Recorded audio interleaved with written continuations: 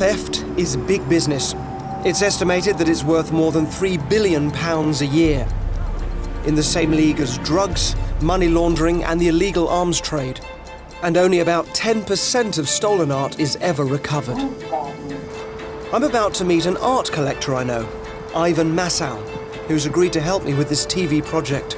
All he knows is that I'm here to offer a wager. I would love to steal one of your paintings. Okay. You have an exhibition coming up? I do, yeah. Which is? It's at the Truman Brewery. It's for Action for Children, exhibition of the Chapman brothers' work. I know the Chapman brothers very well. In fact, we filmed with them a few years ago. I really love their work. So I propose a wager. I'll tell you the painting that I'm going to steal, Right. the day that it will happen on, Okay. the exact time that it will occur. I'll even give you a picture of the person who's going to steal it, because it won't be me. And you can hire in whatever security you'd like. I know the paintings are worth quite a bit of money, and you can pass all that information on to your security. But I'll still get away with it. Right. In fact, it'll be a member of your staff who'll help us leave with the painting. Bet you £1 that I can get away with it. You want? £1? £1. Excellent, thank you. Then listen carefully. The painting is One Day You Will No Longer Be Loved. The day it'll happen is next Wednesday. That's a week today, and it will happen at exactly 3 o'clock in the afternoon. All right? And the picture of the person who's going to do it is in there.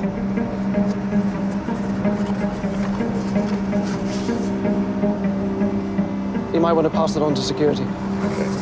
Thank you, Ivan. I'll see you next week.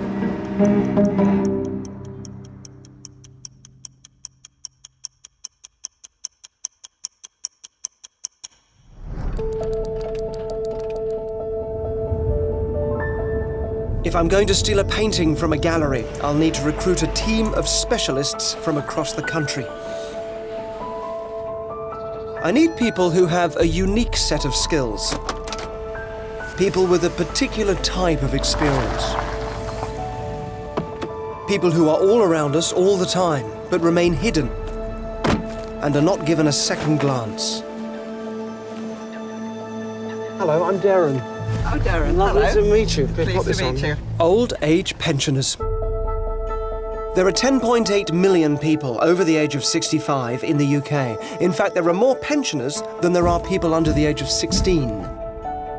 My aim with this show is to remind us that older people have far richer stories to tell than the rest of us, and we don't stop being interesting just because we turn 65. So I advertise for people who've retired from work, but aren't quite ready to retire from an active life. From the hundreds that applied, I've put together a team with what I hope will be the perfect mix of skills.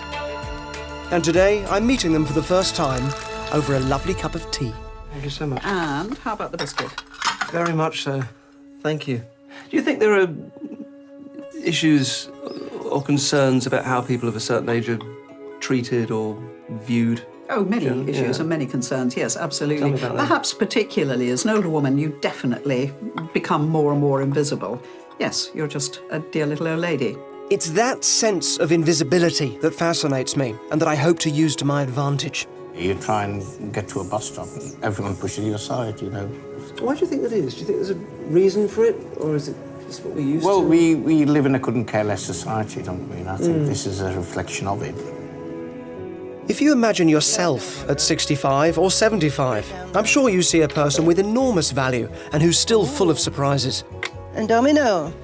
Is that it? Yeah, £5 again. £5? When I was younger, women particularly suddenly got old, either when the children left home, you know, to get married, or when they turned 40. And then again when if they lose their husband, you know. I mean, it's got to be said as you go through life, you never ever think you're going to wake up one morning and you're 65. How old do you feel? I feel about 38. 38. Aye. Yeah, sort of grown up, but... Aye. Yeah. So far, they've got no idea what I have planned for them. I'm really hoping they're going to agree to help me win this wager. I've got a plan, which I'd love you to be part of, if you're up for it. You've got a plan? I have a plan. That sounds like the start of a film or a book. I'm hoping to make a wager with an art collector. The plan is I would like you to steal a painting from an exhibition. Wow. Fantastic. You up for it? Yeah. You are. What about the police? What about the police? We'll take care of the police. I don't want to end up with a criminal record. No, you won't. Oh, yeah. Yes, certainly. Yeah, I don't see why not. Aye. Why not? Let's have a laugh. Pleased you're on board. Thank you. I've never stolen anything before, except maybe the odd borrow from work that comes home. That's not really stealing, is it? People don't think that older people are capable of doing things like this. I've never done anything quite as cheeky in my life. Is it Derren or Darren? I'm not sure. Stealing the painting, I think it is absolutely fabulous. God, I hope I get away with it. I've got a bus pass, and straight away they'll say to the friend, oh, he's an old chap, him. I might as well try to be a baddie for once in my life.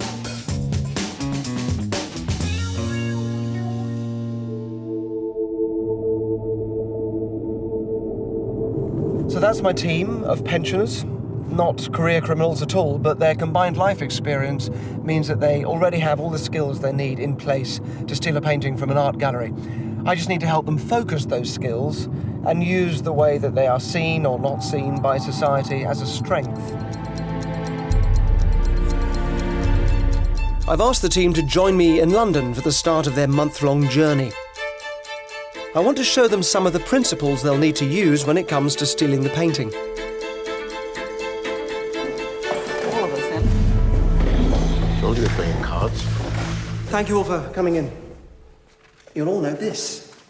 Oh, yes, the Mona Lisa. Mona Lisa, La Gioconda, stolen from the Louvre in 1911.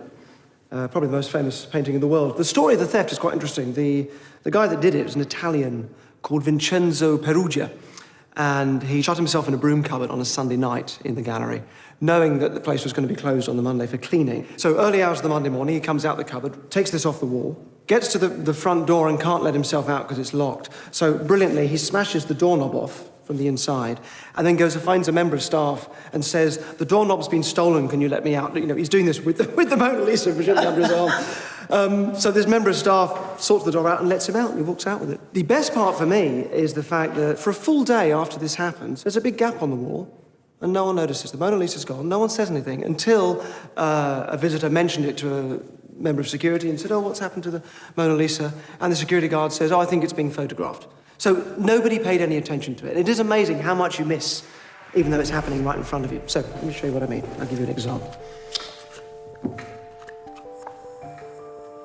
An ordinary deck of 109 playing cards.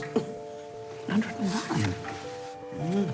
And Pauline, if you don't mind, would you take one out for me? Anyone you like. Just grab one out for me. Anyone you like? Thank you. Have a look at it with your eyes and show the others. Thank you very much indeed. Right. Thank you. Pop that back in. I'll show the camera as well. Do please remember it, otherwise I'll have to put you in a home. So, you want to change your mind, by the way? You happy with that one? You happy it's a free Yeah, I'm choice? perfectly happy with that. So, Rachel, or all of you, watch carefully. What was the card, by the way? What was it? 6 of diamonds. 6 of diamonds. If I do this, it should disappear. Now, if you look out for a 6 of diamonds, there shouldn't be one there. 6 of diamonds. There'll be a 6 of hearts, of course, so you might see a red 6. No 6 of diamonds, I don't think. It's disappeared. Disappeared from the deck and reappeared under there. Now, look, Yeah. I'll show you. I'll push that out the way. Can you see there is one card underneath the box? The 6. Wow. Thank you very much indeed. You're very kind. Thank you. Rachel, just point anywhere you like on the spread. If I spread those out anywhere you like. It can be in the middle or on an... Okay, that makes it a little more difficult, but I'll slip that in there. Okay, watch carefully. Little click, the 6 of diamonds disappears one more time and reappears. There it is, under the box. Once again, the 6 of diamonds. You're very kind. I do know, thank you. I know from experience I won't get away with it a third time, because obviously all you do is look at the box. So I'll do something a little different. Rachel, can I borrow your finger? Would you mind just flat on top like that, on top of the 6, but just not too hard, but just enough so you know I can't get to it. I'll get rid of the rest of the cards. We don't need them, because otherwise you'll just be watching them, so I'll get rid of those. And I'll try and make the card now disappear from under your hand and reappear in my pocket underneath the box. So hand flat on top of it, please. Okay, here we go. I believe the 6 has disappeared. Slowly lift your hand up and out the way. Okay, technically that has disappeared. What was it again? The six of... Diamonds. Six of diamonds. It's now changed to the nine of hearts, so technically the six of diamonds has disappeared. And in my pocket... No box. Ah! Jesus! On the table. There it is. Under the box. The six of diamonds. Thank you very much indeed. Good. Now, believe it or not, that is in fact how we are going to steal the painting. Oh. Any of you see the Mona Lisa go? Oh. No. That's how we're going to do it. Good. Right. Amazing. Mystified, quite annoyed with myself. I knew one had to keep eyes on everything. And of course, you don't. It's amazing what you can miss when your attention is directed elsewhere. Underneath. It just goes to show that with diversion, it's possible to remove things right from under people's noses. How do I feel? The sort of stock answer to that is, oh, I still feel 21 at heart. No, I don't. When I was 21, I was very green, very shy. Thank God I don't feel like that anymore. I just feel 74, and that's good. I love being retired. I love being able to do things because I want to do them, because there's something I feel passionately about, perhaps, or just interested in. Expectations of the old should be challenged. Stereotypes of the dear little old lady. Oh, what a tangled web we weave when first we practice to deceive. And I wonder what kind of a tangled web I'll be getting into.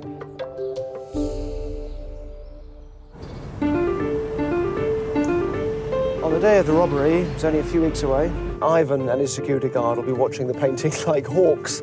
So the only way to steal it is through misdirection. So I need to teach our team how to control people's attention. So we're going to work up to a painting, but today we're going to start off with something a little more manageable.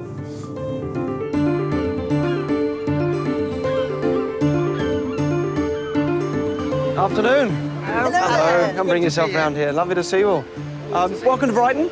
Thank you. Lovely day. It's a nice day, haven't we? It is very nice, isn't it? We've withheld lunch from you for a good reason. Today you're going to learn about misdirection and distraction and working together as a team. Right. The task today is to steal chips. Should be fun. Yeah? So we have a place set up, a fish and chip place over there, which we're filming with hidden cameras. So you can approach people, you can ask for directions, you can ask for help. I'll let you work out your own strategies. You've got to pilfer as many as you can. And it will be boys versus girls. So Joe and Tony, you're going to be up first. All right? That's fine. Great, so I'll let you work out your strategies over here. Okay. Ladies, come with me. Well, Joe, what do you think? Right, Tony, well, it's a game of distraction, for what it seems. Right. Are you good at stealing or are you good at distracting? That's the question. Well, I think I'm good at distracting, perhaps. You distract, I'll steal and them. you nick the chips. Yeah, yeah. As long as you don't eat them all. Let's go.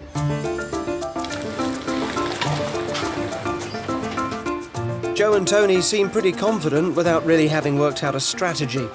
But a good story is key here, and choosing the right target. What about this bloke here on his own? Yeah, but which way will you go for the chips? Which way do you want to go? Just admire his bike. It's a Falcon. Sorry, mate, how many gears has your Falcon? How many? Yeah. This one, is it, I can't... Can I taste your chip? No. No. Sorry, mate. Caught red-handed on their first attempt. Right, come on, Tony. But they're taking full advantage of the fact they're pensioners. No one expects them to be up to no good. I grabbed one and he saw me. Just look at the map, Tony, as though we're nattering or it were lost. No, Excuse me, young man. Are you local? I'm not So you can't help me with... I'm trying to find Hollingbury Park, you see, and I was looking up there. Wasn't that the pier that burned down? Yeah. So where is Hollingbury Park compared to that, do you know? Because I was thinking it must be there, I'm not sure. Whereabouts are we on there, Tony? Well, we're here, are we, in West Pier? They got one chip. Right, we'll go up this way, Tony. Yeah, we'll try that side. Thanks a go lot, up. Bob. Just one. Oh, look, that's solid gold, that, mate. It's as mischievous as it gets, because that's, in essence, what it's all about, isn't it? Yeah, it is. Magnificent. Rather than putting it on the table, hold it up like that so you cover the chips. So you're providing a screen, does that make sense? Come on, pretend we lost. I can't work that out. Can you not find it? No, I can't find Ask this lady, is Excuse she? me, young lady. Can you help me a little bit? I'm a little bit lost. Are we here somewhere? See this Hollingbury Park? Where is that in relation to where we are? Miles away. Oh, are we? They've taken her last chips. Right, thanks very much for your help. Thank you. So at the moment, you've got 3 to beat. Not bad for the gents, and using one thing to hide another, like the map, will be a useful skill later on. So let's see how the ladies do. Oh, there's a fella on his own. Yes, he looks really good. OK, ready to Busy go? on the phone, I think, at the moment. Even better, yeah. Come on, then. Here they go. Go on, then. Oh, sorry, are you on the phone? I'm looking for Adelaide Crescent, which I believe is down this way. Do you know where it is? I've lived here for a long time, but I'm really bad with street names. OK, don't worry. I'll try someone else. That's the restaurant there, but... Yeah, that's an idea. Yeah, let's try somebody else, or... That was great. I think exhilarating is the word. Excuse me. Do you know how to use these sort of phones? I need a photograph. You're pretty bad at that sort of thing, but that's no answer. Well, I can't even get it onto photograph. I don't know. Can you just come further up so that I need a good photograph of over there somewhere. So can you? Yeah, just from there it'd be fine. I should have waited longer, but you've got to have eyes on me. Look at me. So it's 3 plus 1, isn't it? Yes. It's 3 plus 1. So you guys actually got 4. We did. You are the champions. Congratulations, ladies. Oh, wow, yeah. So I guess lunch is on you. Yes. Lunch on the boys. Yes. Let's go and eat. No. Let's go and eat. A good day's work. Well done, I think. What do you think? I think you did really well, Pauline.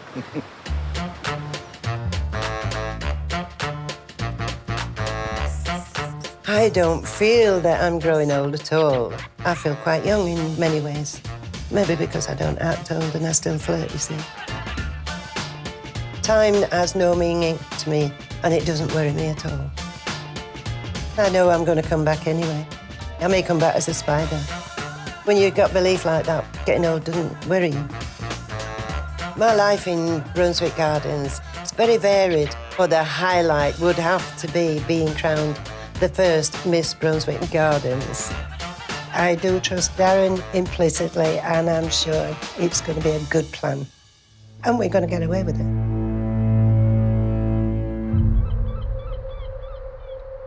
So although they don't realise it, our pensioners have learned a lot of crucial skills today which they will need if they're going to successfully steal a painting from Ivan Massau's exhibition. But that's the last bit of fun they're going to have for a while. With the day of the robbery only a few weeks away, things have to get a lot more serious now.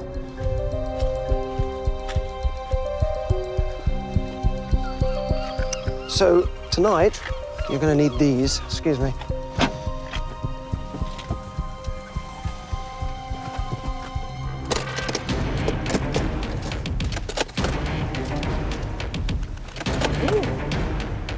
Now, I want to ramp up that feeling of criminality and to take you a step nearer the sort of feelings you're going to have to deal with when you are stealing a real painting from under the nose of a real security guard. All right? I've given the pensioners cases full of spray paint and pointed them towards a large white wall to do their worst. We're filming all this covertly and from a distance. There's a very real chance the team will get challenged by angry local residents. What they spray is completely up to their imaginations. Ooh, yeah. Oh, There you go. Oh, I can't see now. My glasses are all seamed up.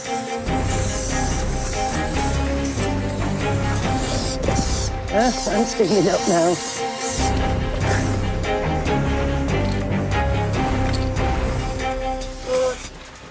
I'm going along here. Yes, love. An unexpected member of the public is voicing his objections.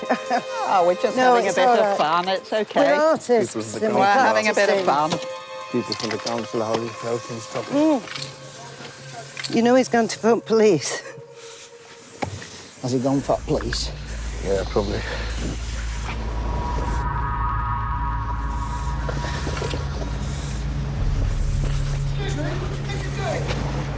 Excuse me! Yeah. Put the can down, please! Okay. Yeah, Nothing wrong. it's Art Step Society. away from the cans, please. Art Society. Yeah, yeah. freedom of expression. Step away from the cat. Okay. Got any form of identification on you? Sorry, officer. I'm being kept out of the way while the producers go in and explain. We're filming for Channel 4. Sorry, we've got permission to do it. Okay. Okay, it's right, give us a second, guys, we'll sort it out. We basically were told we didn't need it, so we've got all the proper permissions. Just trying to sort it out. So basically... I call criminal damage, very serious. There's a misunderstanding. This is very embarrassing. Excuse me, who you are, sir? Sorry, I'm the executive producer Right, of the show. could you go and talk to my colleague, please? I have, but I just need to reassure these guys. Yeah, but just give me 2 seconds. Sorry, it will be fine. Can I have your name, please? Yeah, Tony. We're fine. Is that Anthony? No, thanks. Andy, if I can just have a quick look. Yeah. You'd have done a bit of informed local police, wouldn't you? Right. My colleague's been on to control. We're normally told about this sort of thing. Yeah. All right? Right. Because he's saying it's for a film. Yeah. But I can't allow that sort of thing. Yeah. All right? Yeah. Therefore, if you listen in, I'm arresting the four of you on suspicion of criminal damage. You do not have to say anything, but it may harm your defence. Unfortunately, they're not interested in any further discussion. Anything you do say may be given in evidence. Do you understand that one? Yep. Okay, The microphones and cameras on as well. The microphones and cameras. Yeah. I'm not going to touch that, but what we'll do is we can get that sorted out when we get back to the Nick. Come with me. I'm so sorry, guys. This is, honestly... OK, fine. It's all right, look. Fine.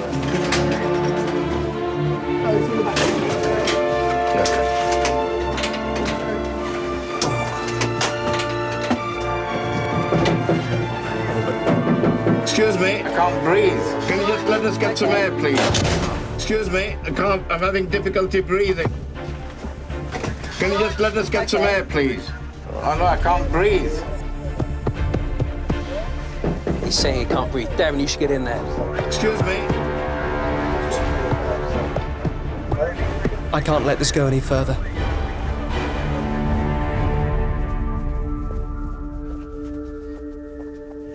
Okay, let's stop this. Do you want to come out? Come on, it's okay. Come out. You are joking. Yep. Can we get the ladies out as well? Can we get the ladies out too? Oh, blimey. No, I thought I was going along. Pauline, come in. Thank you. Okay. These are not real police. It's fine. You can breathe. It's all right. I did this because I needed you to have the experience of getting caught so you would know what that was like, so that if it happens on the day, you won't panic. It won't happen again. All right. I just needed you to know. Yes. Obviously, if it does happen on the day, these are real security people on the day. These are not real policemen, these are actors, but on the day it will be real security. But I just needed you to go through... Good. They're very good, aren't they? Aren't they? But I just needed you to go through that now so you'd have that experience of it, so you've dealt with that now already. Thank you. Okay? Yeah. Forgive me? Yes. All right. So, Just about. So they're all actors? Yeah. It was extremely well done because I was well taken in with that. Come say hello. Hello. Hi. Hello. Hey, you fella, you get a hug. All right. Nothing personal, yeah? Just doing my job. Tony's a bit shaken now, but this is an experience that will be crucial for him on the day of the robbery.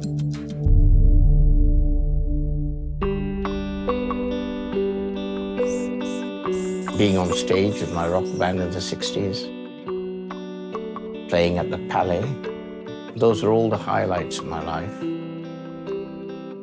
The lowest ebb was when my wife passed away. There was nothing I could do to save her. Certainly, I've missed my wife every second since she died. But life must go on. I see myself as a person who is constantly reliable, someone who is flexible and adaptable to every situation. The opportunity that Derren's given me is marvelous. And that's what makes life exciting. Gone into a cell. I would have been bailing Did you you really out. think that we would have gone into a cell that night? Because I did. Yeah, oh, you'd have gone to court and said I'm there. There's one more specific skill I need someone from the team to learn. It will play a vital role in the art theft, which is now only a couple of weeks away. So, Tony, Joe, there's something I need you both to learn, and this will play a specific role in our art theft. You'll be playing the part of an old man with heavy shopping who needs help across the road.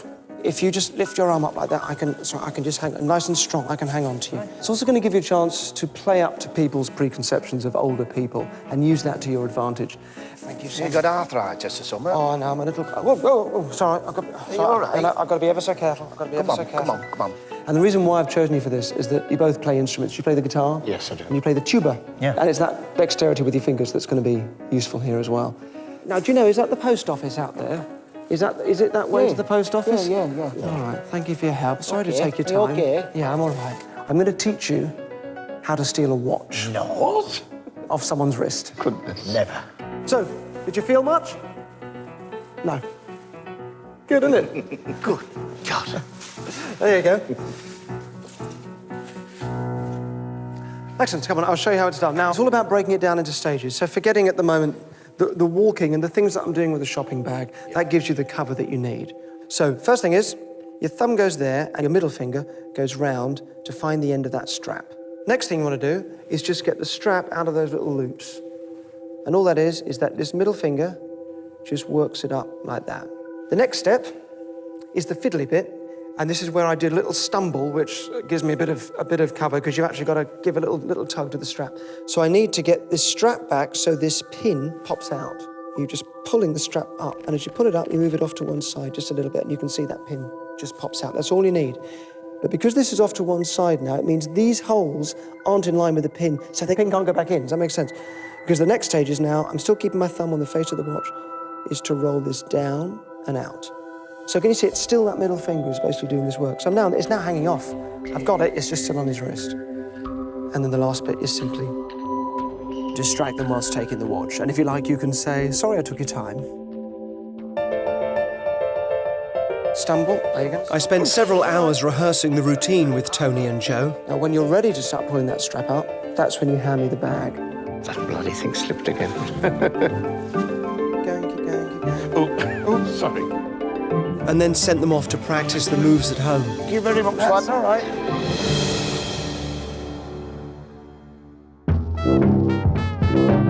It's a busy life.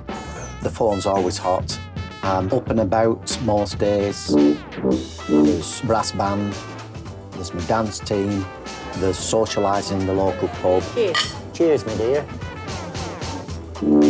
Having an enthusiasm for life is important, and you should be able to bring that to anything that you're asked to do. We'll be going on drunk, John. Good. I can be an enthusiastic member and have a positive input. That's the way that I've always been all my life. After a week at home practicing his watch stealing, Joe seems the most confident. I've brought him back to London to try out his skills on the public. So, Joe, you've had almost a week of being able to practice the watch stealing. How's it been going? It's been a bit of fun. Yeah? Who have you tried on? Friends in the pub, mainly. And with success? Just one. OK. After several attempts. Right. Well, we have a zebra crossing down there. That's where you're going to be asking for help across the road. Right. We also have a little camera unit down there. Can you see them? Oh, yeah. And they're going to be stopping people and just doing like a little survey, and they're going to ask people for the time. So they're going to see if someone's wearing a watch. If they are, they'll ask a couple of questions and then send them on their way and give you a thumbs up so you know at least that that person is wearing a watch. OK. All right? Yeah. How are you feeling about doing this today on a real member of the public? I'd be daft if I said I weren't nervous. Yeah. But you've trained me up, so I'm going for it. Yeah, well, good luck. It's going to be nerve-wracking watching you, I think, but I'm sure you do a great job. Right, off you go, lovely. See you in a second. OK, radio. OK, Derren. Bye. Bye-bye. The targets here don't know that Joe is involved in the filming, and they've got no idea he's trying to steal their watch. Young man, will you see me over the road, please? Yeah. Please, will you help me? I've been terrified. I nearly got killed yesterday. No. You all right? Yeah, no. Just hold this bag for me, will you? No. Hold on. We're going a bit too fast here now. Okay. Are we all right? Okay. Thank you very much, young man. Take care. Bye-bye. Couldn't get strap out at older then. Sorry, lads. It's only had a week to practice, so it's difficult. It's very tough. Young man, Young man, will you see me over the road, please? Yeah. Just let me have your arm. Got a bad hip. Don't rush me, will you? No, of course not. Just give me your arm, will you? Of course. I nearly got killed here yesterday. All right, don't worry. It's Yeah, all right. right. You can come on this way. No, I'd sooner stand here. You all right? No, but yeah. Come on, we'll be all right. A very bad hip I have. I've really had a fall. Oh, goodness me. You okay? Yeah, I'm good. You're good. You've Yeah. got strong hands, haven't you, lad? Thank you very You're much. all right. Yes, Okay, thank take you. care of Okay, bye. Didn't get the pin out. Thank you. Have a nice day. All right, Take care. pal. Bye. He sussed it straight away, him. I think that guy was too savvy, wasn't he? He wasn't having it. No success so far, but it's not for want of trying. Joe's giving it his absolute best. One more go, I think. Will you see me over the road, please? Just give me your arm, if you don't mind. I've had an operation. I nearly got killed here yesterday. I've had a hip operation, you see, and... Take your time, slow down, slow down. Don't rush me. I know I've got to watch there. Watch out. Don't rush me, lad. He's forgetting everything. Thank you very much. You're welcome. OK, pal. Thank you. Got it out, Luke. He felt it coming off. It's getting very cold as well. I guess probably his fingers are... I think we have to knock this on the head, don't we? OK. So not much luck. Not much luck at all. Let me take that from you. Thank you. So, what was it like? Were you did you tell what was going wrong, or was it just... It wasn't that I was frightened of approaching my public or my target. Yeah. It was the dexterity and the actual control of the situations where it probably went wrong. I'm just disappointed that I didn't actually come away with the goods for you, Derren. And sometimes you feel like you're letting the team down. Oh, no, not at all. No, you were great, and you were really brave, and I appreciate it. I'll work something out. That really didn't go as planned. So everything I've arranged for our little team has been for a reason. The stealing chips, the tangling with authorities, the stealing watches. These tasks should have taught them specific skills which they're going to need in order to pull off the art theft. Although having said that, it turns out that stealing a watch takes longer than a week to learn, which is a bit of a stumbling block for us, and now that element of the plan is going to need a complete rethink.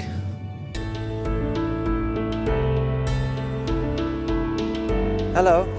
Hello, Derren. So, today things get a bit more serious. I'm going to show you exactly what you'll be stealing and start to rehearse you in exactly how you will be stealing it. Right. We've had a replica of the gallery built here to the exact specifications of the real gallery. The exhibition is of the Chapman brothers. Their pieces hang in some of the finest contemporary art galleries across the world and sell for millions. So it's a really special exhibition. Right. The piece you are going to steal is this. This is the piece. It's called One Day You Will No Longer Be Loved. Thoughts? Like? Dislike? Very upsetting picture. It is, isn't it? Really gets you. Yeah, it is quite disturbing. It's one of my favourite pieces of theirs, and it's worth about £100,000. Oh, can we keep it afterwards? No, sadly, we have to give it back. But let me show you how you're going to steal it. Come with me. First things first, this is Ivan, who's putting on the exhibition. He used to be the chairman of the Institute of Contemporary Arts. And this is the gallery. As part of the arrangement with Ivan, I've obtained the plans for the pop-up exhibition. When the temporary gallery gets built next week, it will be to these precise blueprints. The main entrance is here. This is the way in and the only way out. You go up a little ramp into the main gallery space. The security camera is just there, so our target painting is about there. All of this makes sense? Yes. Yes. Every movement of yours will be very carefully choreographed. So you have 4 very specific jobs. Joe, you are the actor. All right, for a couple of snaps. What's the matter? I'm not doing any harm. Rachel, you are the lifter. Pauline, you are the blocker. Can't stop me. These are my own personal Maybe just tools. put them back in your pocket. Well, all right, but they don't, I think you're picking on me myself. Cool, lovely. Just something I caught out of my eye there. And Tony, you are the invisible man. You shouldn't be picking on me. You should be doing your jobs. The clear cue for Tony is when I say gone. It's gone, yeah. We'll just have a look at the ducking thing for you on the screen. Just give it a tiny beat, all right? So gone, turn. And you also have a couple of members of friends and family here as well. They'll be playing a small but important part. The security protocol is that anybody caught trying to steal a painting is taken into this office here. Meanwhile, everybody else is evacuated. Right. Action again. Action again, let's do it again. OK, we've got a painting missing. Beautifully done, I didn't see a thing.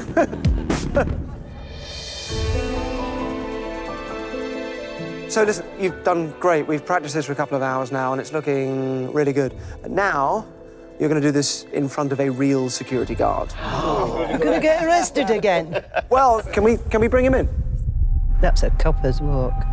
Kevin, the guard, knows nothing about what we're planning to do. Hi, Kevin.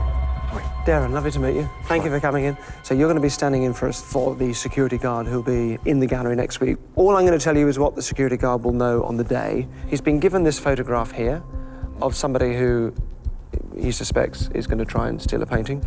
And that the painting, if there is an attempted theft, it's going to be this painting here.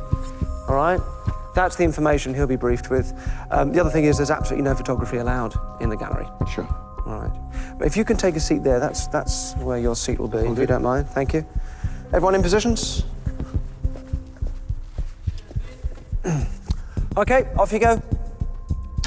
This is an identical shot to the one Ivan will be watching on the day, knowing that this is the painting we're going to try and steal. Ah, excuse me, I'm all right for a couple of photos. Personal use, you understand? No, sir. Just a couple. No, sir, it's against gallery policy. Beg your pardon? It's against gallery policy. Oh, really? Right. Thank you. OK, OK.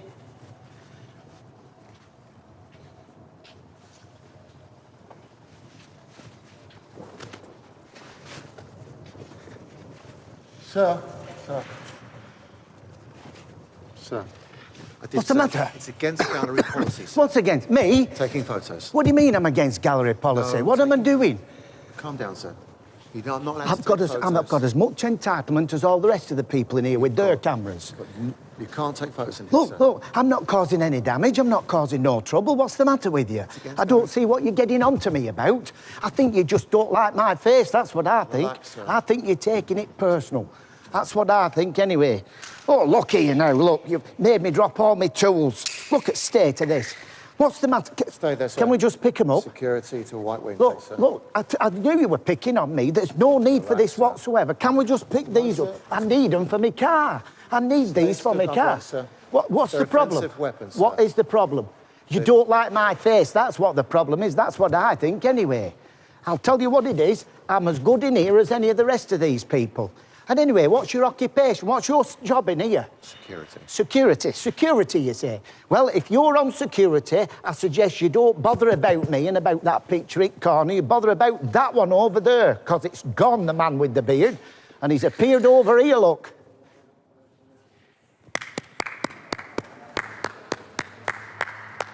Well done. That was great. That was really good. So if this routine worked, Ivan will notice that this painting has disappeared and appeared over here in place of the target painting. It's down to an optical illusion right next to the camera. This is a table with a sign that will say donations welcome in the real gallery. So the camera will So the think camera, it's that one. that is blocking all of this. A photograph of the wall is attached to the back of the sign.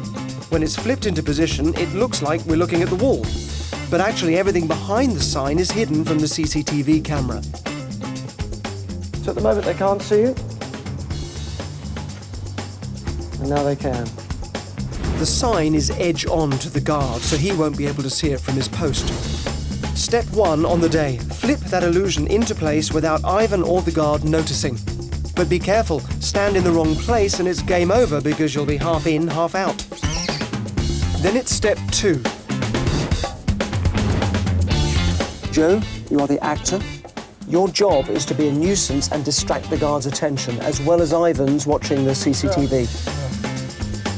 Rachel, you are the lifter. Whilst everyone else is looking at Joe, you quietly lift the distraction painting off the far wall, and keeping it front onto the security camera, you rest it behind the table. What do you mean I'm against gallery to the people? When Joe draws the guard over to the other side, Pauline, you are the blocker. You shield the painting, which Rachel is holding behind your back. Tony, you are the invisible man. because Ivan won't be able to see you on the CCTV. So whilst the guard is looking at Joe, you, Tony, switch painting A, the target, for painting B, handed to you by Rachel. Finally, you remove the optical illusion. Ivan will suddenly notice that painting B has disappeared from the far wall and jumped over to the other wall. That's how we fool Ivan. Meanwhile, the guard is so distracted that Rachel and Pauline, you quietly slip away with the target painting. And that's the plan. Well done. That was great. That was really good. Can we go home now, mister? Yeah, you can go home now.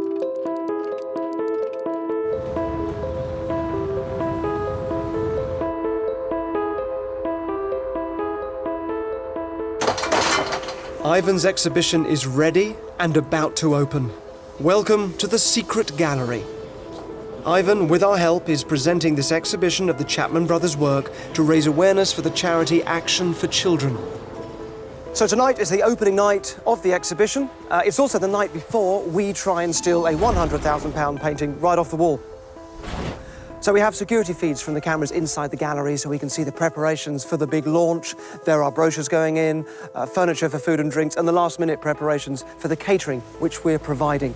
And later on, we'll send in our own cameras and film the big party. But first, we need one unexpected delivery to slip past the gallery's staff. A table with the optical illusion sign for tomorrow's robbery. Hi, we've come from Action for Children. Rachel must persuade the receptionist that she actually works for the charity. We're from Action for Children. We've got the table to set up. Oh, yes. Did you know? So, may we go in? Gallery security is all about stopping things leaving. I'm banking on them paying less attention to things coming in. Right now, that optical illusion is folded away and hidden.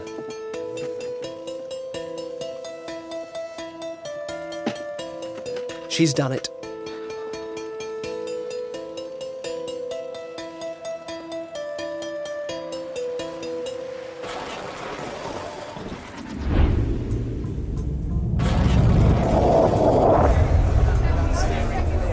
Before long, the party is in full swing with invited art lovers and celebrities. There are the Chapman brothers, whose art hangs on the wall. And of course, there's Ivan Massow, who's hosting the party. I genuinely haven't got a clue what he's up to or how this is going to pan out. I just don't know. Okay, so just to be clear, it's the opening night of the gallery. It's a private viewing. Your names are on the guest list. Have a wander around and just familiarise yourself with the space and remind yourself what you're going to be doing. Above all, you do not know me. All right, are you ready? Yeah. Let's do it. That way. Can't miss it.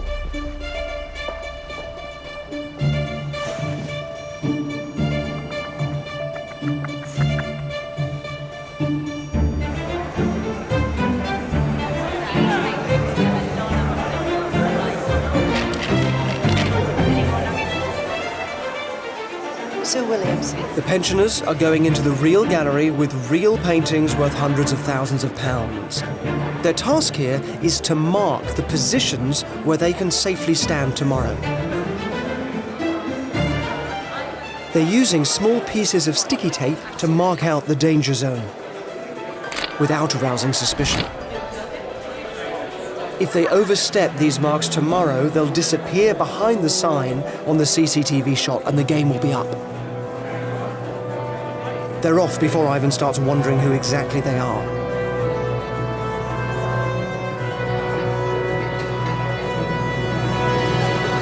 I'm quite excited. I'm a bit of a fan in a weird way, so I'm quite excited to see if he can put it off, but I just don't know how he's going to do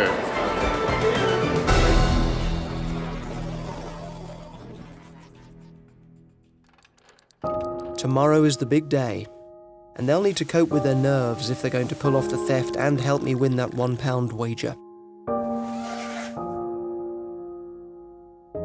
I do enjoy performing on stage, and I think I have a bit of an ability to turn nerves into excitement, which is a wonderful feeling. They say practice makes perfect, and we've really got no excuse for failing. Hopefully tomorrow we should be in possession of the painting. Shame I can't take it home. The money would come in extremely useful. Still a bit anxious, just wondering if the partnership's going to work, where we all have good timing. It's a big thing. We've got to do it right. We've had enough of the pretend. This is going to be the real thing, and we're really, really going to do it.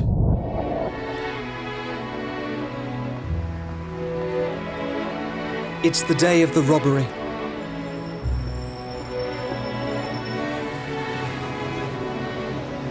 My team of pensioners have had a month's worth of training, and in 5 hours' time, they'll have just one chance to steal a painting from this man, Ivan Massow, art collector and millionaire. Thanks very much indeed. Morning. Very good. How are you? Hello, good. Good to see you. Exciting. This seems like a good time for me to catch up with him and see how his preparations have got on. Thank you.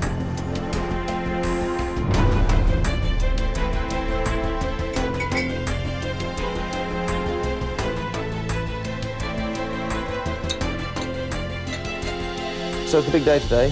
It is. How are you feeling? Are you feeling confident or...? I feel pretty confident, actually. I don't think you can do it. OK, fair enough. You've hired in your own private security for this, is I this have, right? but in the end I went with my own guy. He's done security for me in the past. He's actually also a big guy. He also works as my personal trainer, but I really trust him. I'd be surprised if you can get past him. All right, makes it more difficult, but good. And you're going to fill him in on everything you know? 3 o'clock. 3 o'clock, the painting, one day you'll no longer be loved. And yeah, the picture of the guy that's going to do it. Do you want to have another look? Familiarise yourself as well. Yeah, absolutely. I can't say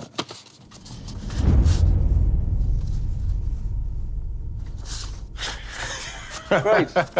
So look, we're going to be watching the security feed together. Right. We'll see the whole thing play out. You got a pound on you in case you lose? I do. Great. Good. All right. Well, I'll see you a little bit later. Indeed. See you then. Excellent.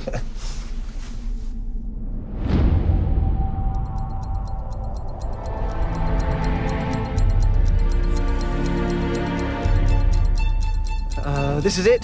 The exhibition is open. Our little team is waiting around the corner, waiting for their cues to go in when they have to go into the gallery. The security guard knows the painting we're going to try and steal and knows when that's going to happen, which is at 3 o'clock. And then between Ivan and our production team and the insurers of the exhibition, we've agreed on a protocol so the paintings don't get damaged. So if anything goes wrong, if it all goes wrong, the paintings have to go back on the walls. The security guard will hold whoever he catches in the little security office, and the reception lady will evacuate everybody from the gallery, guard it outside. The whole gallery goes into lockdown. That's if it all goes wrong. So that's it, really. I mean, I've trained them as much as I can. We've rehearsed it as much as we can, and now it's down to them. It's shortly before 3 p.m, the time that I told Ivan my team would steal his painting. Pauline, Rachel, and Tony are about to enter the gallery. The security feed shows that Ivan's guard is at his post and the receptionist is watching the front of house and entrance. As soon as they're in, Pauline's husband Victor takes position outside. His job is to turn genuine visitors away by claiming there's been a fire alarm inside. Pauline's first crucial task is to distract the guard. Excuse me, have you ever worked with the security team at Ruskin Galleries? Giving Rachel cover to flip the optical illusion into place. No, are you sure? You're not got a brother? Or a cousin? Oh, well, sorry. Beautifully done. But you know this kind of thing does happen. Everything looks normal, but the target painting is now hidden from Ivan. Completely different. Oh, sorry about that. So we're going to watch from in here. Do you want to put yourself... Can I give you that? Thank you. Do you want to take Thanks that? very much. And sit yourself down. OK. And there's the security. There's your security guard. So as you know, Ivan, this is obviously the main gallery space. So this is the painting there. This is the door. It's the only door in and out. This is the little temporary security office. I get my picture out. Oh, yeah, that's a good one. See if I can recognise any of these people. I think we're a little way off yet. He must be getting nervous. Look at poor lamb.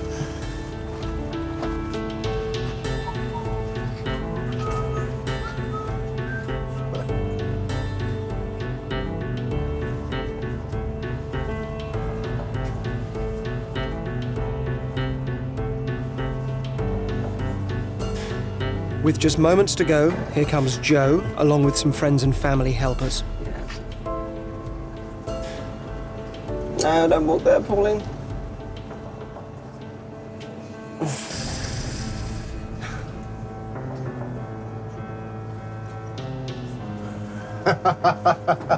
This is so funny.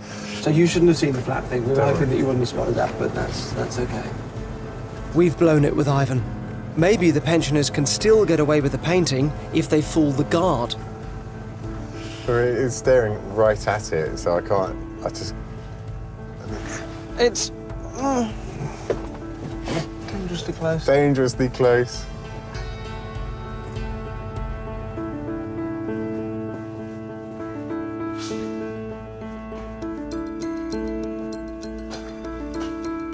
Sam, all right for a couple of photos? Sorry, you can't take any pictures.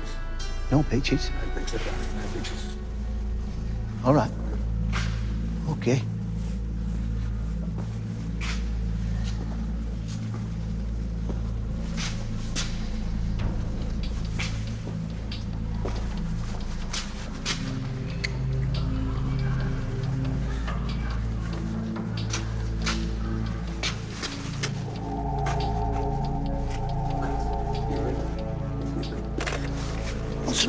What's the matter? No pictures. What do you mean? Pictures. What did you say? I said no pictures. Is this your rule or the manager's? It's the manager's rule. I've never had this treatment before when I've been in an art gallery. I don't know what's going on. Sorry? What are you playing at? Sorry, that's the way it I've is. got rights, you know.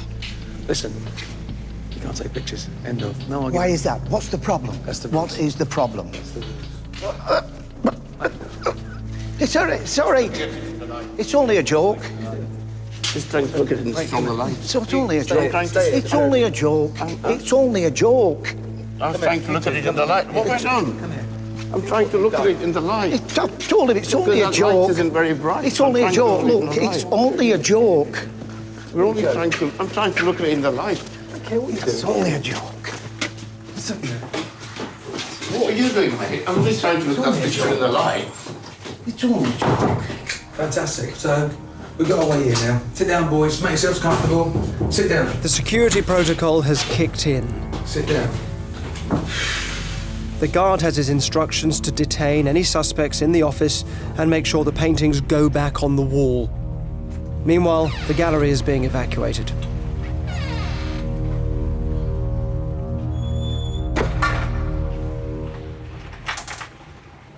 Right.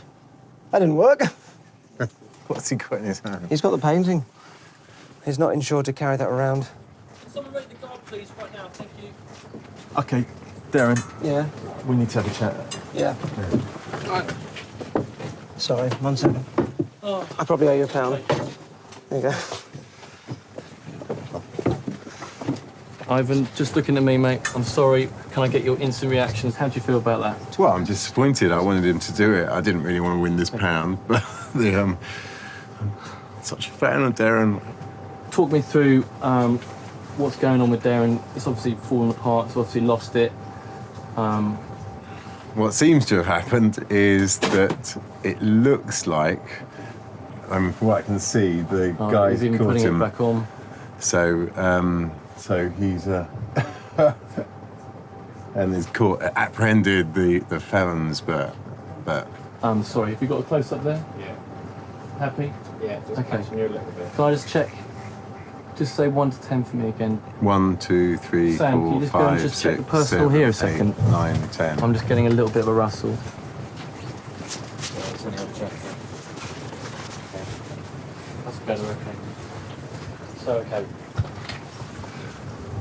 Okay, backup questions. Here we go. Ivan, just tell me about exactly your reaction to winning the bet against Derren. Winning my pound. Yeah, it's. I'm disappointed to have won because Derren's put in a lot of effort. So I still can't quite believe it. Does Derren ever lose? I can't believe it. There must be a twist. Well, I wish there was. Can I have now a super close up, please, of Ivan?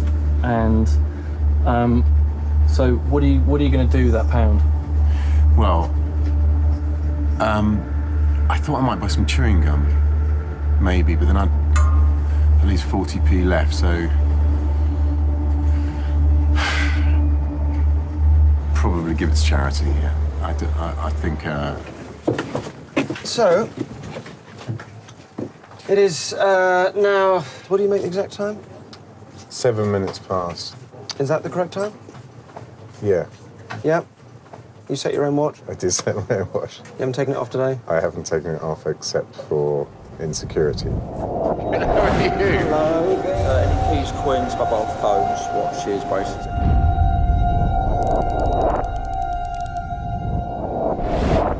I did think I saw someone, but it can't be. It is 7 minutes past 3. Right. So, if that guy at security was one of us and wasn't a real security guard, and your watch was put forward, then the real time would be... What's the real time, John? It's 3:01 p.m. It's 3:01. So we're actually a bit fast. So if it is 3:01, then that's only really 1 minute after 3 o'clock, which is the time I said the painting would be stolen. Oh, no. The gallery is locked now. It's locked outside. It's been guarded from the front by the front of house girl. You know the security protocol. Your security guard is in this room with our 2 perpetrators, including the guy you recognise from the photograph. And the painting is gone. Right. You might want to head round to the gallery, try and work this one out.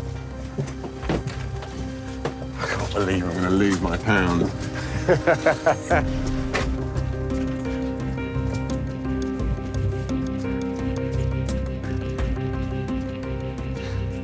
So right now, the receptionist is guarding the locked front door, having evacuated all visitors. Except Tony and Joe, who are being held by the guard in the back office.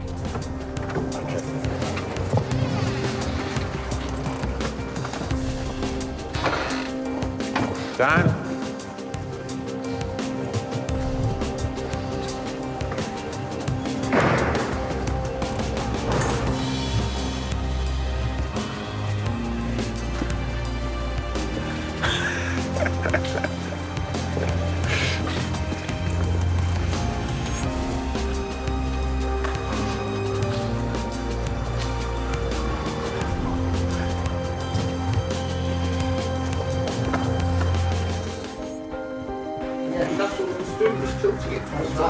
So where's the picture? Oh, No, it's not. well, put it back on the wall. It's not on the wall, Dan. Yeah, but I put it back on the wall. Whether it's not there now, I put it back and I was instructed to come back in here. So I did it, that was it. Well, is this... Come and look.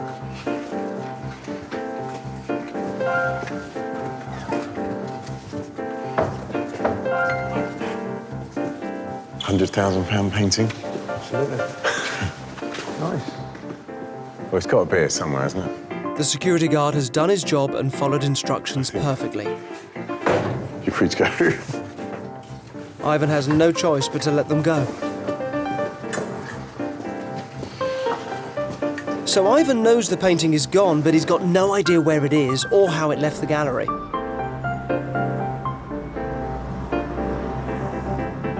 I think he needs a bit of help with this. Your painting is at 53 Leather Lane. I don't even know where Leather Lane is. Derren's in the car around the corner, waiting for you. Right. Okay.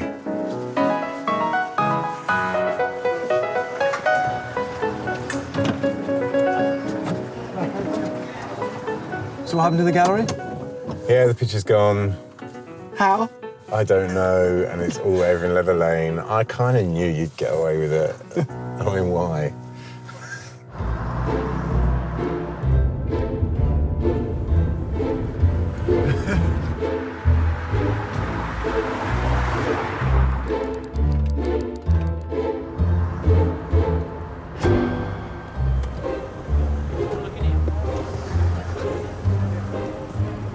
After you. Ivan is something of a philanthropist, so I'm sure he'll approve of where he's going.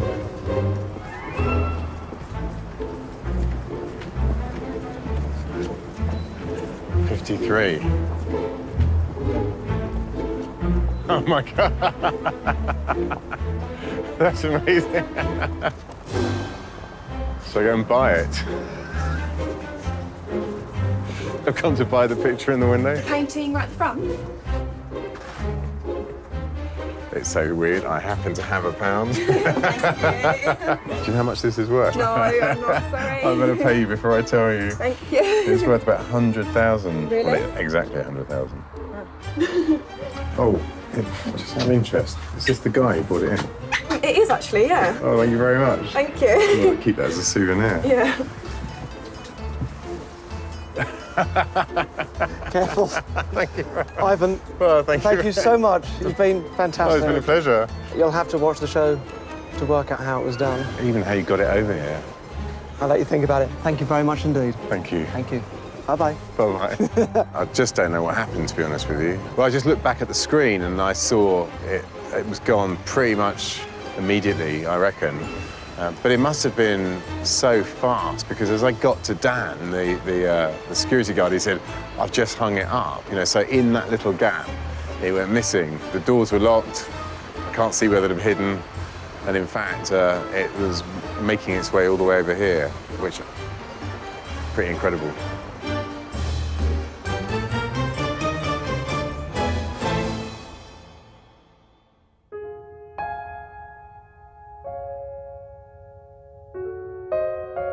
That's it. I think my team deserves a glass of champagne to celebrate.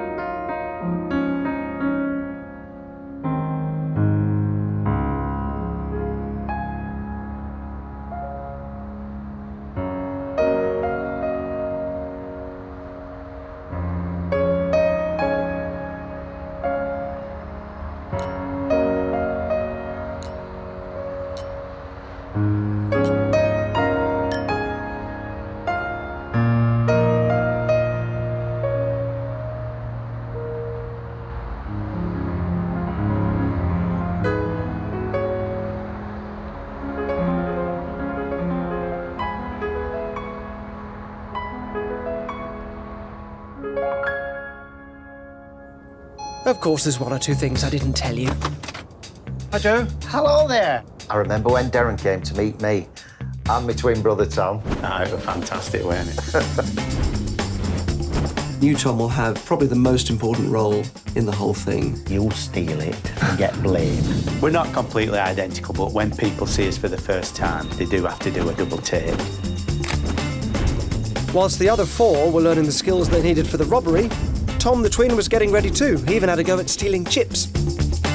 Are we here somewhere? It was absolutely insane, was that? So Tom's first big moment was early in the day during the shift of the morning guard. He'd gone into the gallery and was waiting for a distraction that I'd arranged, an actor playing a drunk.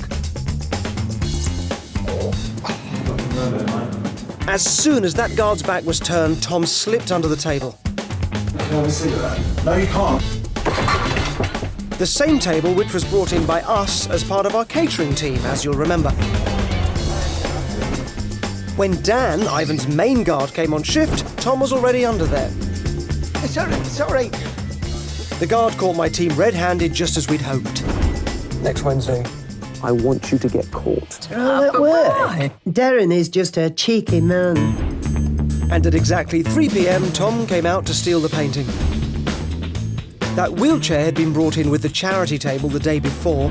It had a pocket with the perfect dimensions to hide the painting. There must be a twist. Pat banging on the door. Can you let me out? Sorry. The receptionist was horrified to have locked in an old man in a wheelchair. In fact, there'll be a member of your staff who'll help us leave with the painting. And all the time, Ivan thought Joe, being held by the guard, was the thief in the photo. But it was Twin Tom all along. And that, believe it or not, is how we're going to steal the painting. One day, hopefully, each of us will be elderly. By then, we will have learnt things about life and ourselves, about what's important and what we really want, things we might be decades away from knowing now. We might like our future selves to be respected and treated with the dignity they deserve, and doing that might be one of the clearest celebrations of humanity we know. Being part of this convinced me that moving back to Bolton was what I needed to do. Found a few of my friends, and I will track the rest down eventually, and I'm much happier. This whole experience has been uplifting, fantastic, something I never ever dreamt that I would ever do. I never thought at my time of life I'd be part of anything like this. It's been truly amazing. Yes, all my family, friends and relations were saying, oh, what have you let yourself in for? Really, Mum, you shouldn't be doing this. And I'm very glad I did. What's been happening to me is that all these watches appearing, and I've been taking them off lady friends and gentlemen, and I really don't know if there's an answer to this, but I've got to stop it. I'm just surrounded with watches, and everybody at pub's got none. It's... So that's it. They stole the painting, we won the wager. Thank you for watching. This is... Oh no, that's not it, is it? That's not quite it. Because there's still the other painting. Because that special table was really special. It wasn't just a place for Tom to hide under, and it wasn't just cover for Rachel to move the painting of the bearded man. It was also a place for Tom to switch that real painting for a fake that was hidden underneath. It was the fake painting that Rachel put back on the wall after they got caught, because the real painting went into a secret compartment where it stayed for the rest of the exhibition until it was carried out again by the removers. So we didn't only steal this painting, we also stole this one. And that really is it.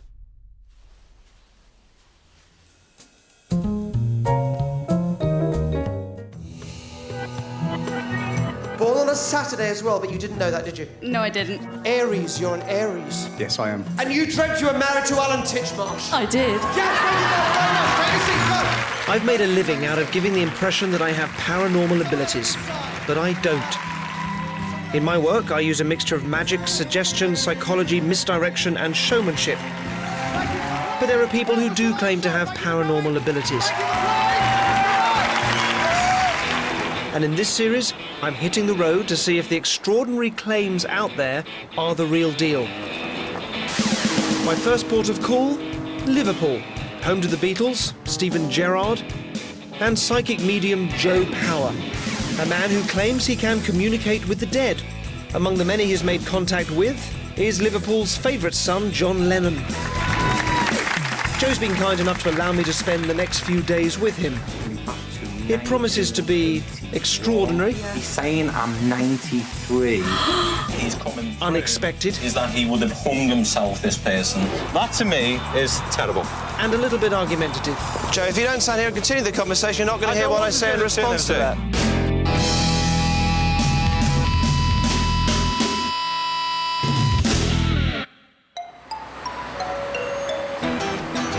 In today's Britain, anyone can be a medium. You don't need a license, you don't need any training. All you need is to be able to communicate with the dead. We're off into Liverpool to meet Joe Power, a medium. The claims that he makes are quite big, quite serious. Would love it to be true, would love to be blown away by what he does, and I'm really hoping that I'll see and hear stuff that I can't explain. In today's recession, psychic mediumship is a boom industry. Uncertain times mean more and more of us are turning to psychics for guidance and comfort. In cities everywhere, people are knocking on the door of the likes of 42-year-old medium Joe Power. Hello, Mr. Brown himself. How are you? Very good indeed. Thank you so much. You look so much bigger than what I expected. Do you? Yeah. Oh, it's good to see you. Bringing your magic powers into here. How are you? All right? Very good. Oh, we've got a gorgeous place. Lived here a long time? Say again, sorry. Have you lived here a long time? About 10 years now. 10 years? Yeah. Beautiful. You should know that with your magic powers. With your mind powers. We'll have a magic off later. Cup of tea, Cup of how many tea. sugars? No sugar, just milk, be lovely. Just milk. Thank you Just so milk. much. Okay. Can I use... Be careful of them words, because I know in the way that you take us out, yeah? Anything could be happening. Yeah, of course you can use the loo. Thank you very much. Obviously, we'll cut that out. This is a Mr. Brown cup of tea there. Better use my psychic powers to see if he wants it strong or medium. Come on, Mr. Brown, your tea's ready. Very quick, you see. I do, and I fully believe what I do as a medium. Yeah. I know there's charlatans out there, I know there's people being ripped off out there, but I fully believe what I do is contact dead people, and that's what you're going to see this week. Joe's already built a substantial local profile as a medium, with regular radio, newspaper and stage appearances. He could be heading for the big time. But for the moment, like many self-employed mediums all over Britain, a lot of Joe's day-to-day work is reading for individuals or families looking to contact their deceased loved ones. Charging as much as £40 a time, Joe's job as a medium is to reveal insights and give messages from the spirit world. And tonight's my first chance to see how he communicates with the dead. Now, you've mentioned sometimes that... I mean, obviously, I will leave you to this and not ask you loads of questions, Yeah, but you mentioned even as approaching a house, sometimes it can... Sometimes I get an energy of a certain person coming through, feeling straight away that I'm going to be connecting to some type of dad energy, that type of feeling, but I won't know until I actually get in. Yeah. Hi, Joe Power for a reading. So Joe's manager put forward several suggestions of new clients who had contacted her. From them, we chose 46-year-old Vanda for Joe to give a reading to. Could I possibly use your loo very quickly? While Joe's in the loo, I want to make sure that Vanda hasn't inadvertently given away personal information already. These are my eldest daughters. So just so people know, you've written to Joe requesting a reading, but you haven't given any information about... Absolutely none whatsoever, because it would be completely pointless. OK, lovely. Right. Please sit down. You may get a number of people coming through. I don't know until I actually start, if that makes any sense. Yeah. Now, the first thing I picked up as soon as I got to your front door was a gentleman, but I feel it is a father-in-law in the spirit world. Would that be correct? Yeah. Yeah, OK. Absolutely. As soon as I got... Joe's certainly quick out of the psychic starting blocks, making an instant connection with the spirit world. Well, I don't know if he's making me aware of 7 kids or 7 children, but I'm aware of 7. Right. Okay. Yeah.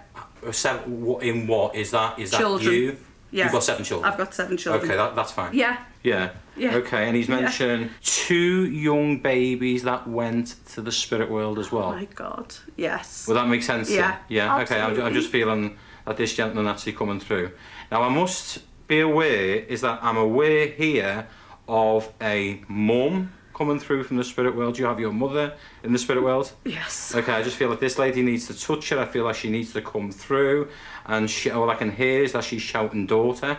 Okay, and she's telling me that she knows that you've been through a hard, emotional time, if that makes any sense to you. Yeah. Okay, this lady's a bit wacky. She's giving me pea and ham soup here. So I don't know if she like to have pea and ham soup, but this is the lady that's actually trying to actually come through. I'm not too quite sure with what she's saying here. I think she's taking me back to 1981. Yeah. I'm seeing Pope John Paul II. Oh my God. Pope John Paul II. Would Yeah, that make sense? absolutely. Yeah. Okay, could you tell me what that is? Because obviously... Yeah, we went to Crystal Palace to see the Pope.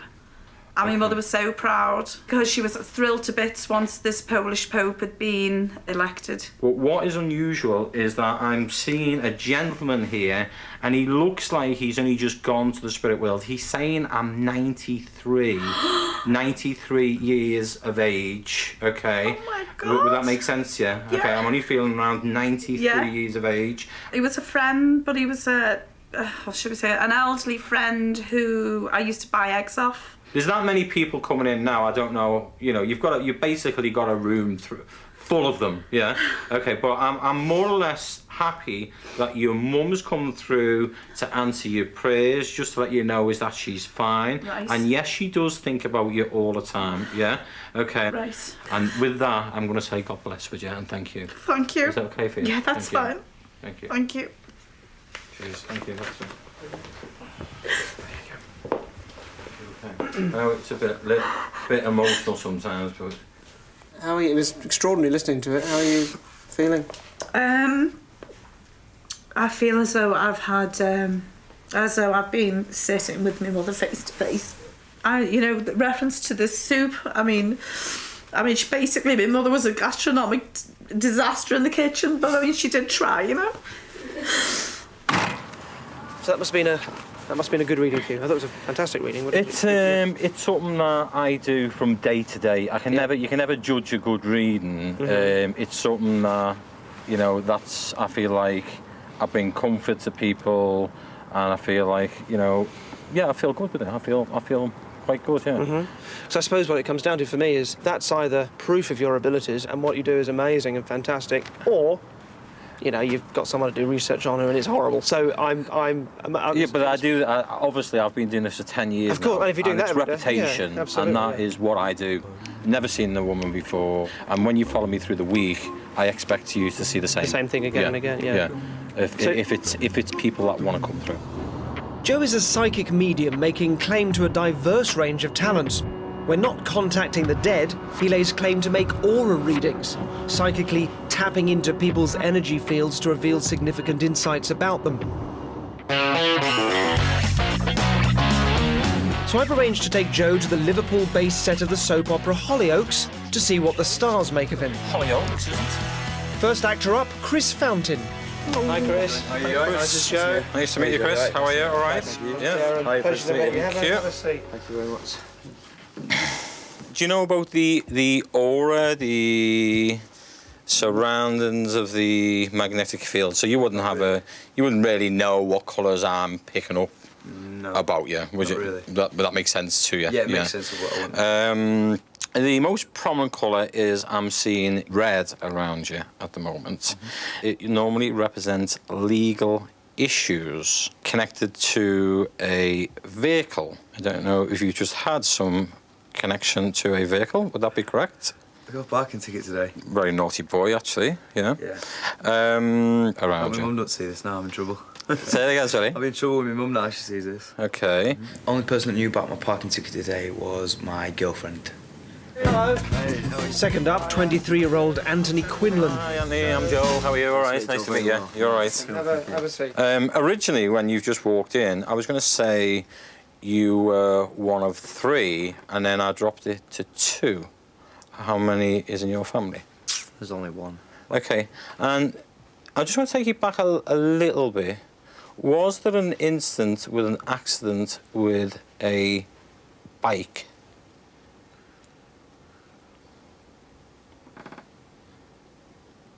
I really can't think.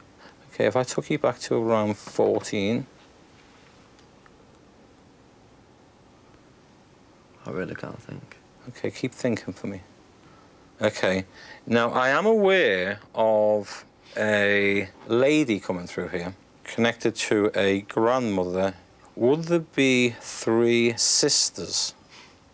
Yeah. Yes, because she is standing directly behind you now. Okay, and she wants to congratulate you on what you're doing at this present time. Okay, she's just disappeared and she's just gone. Thanks very much for speaking to me.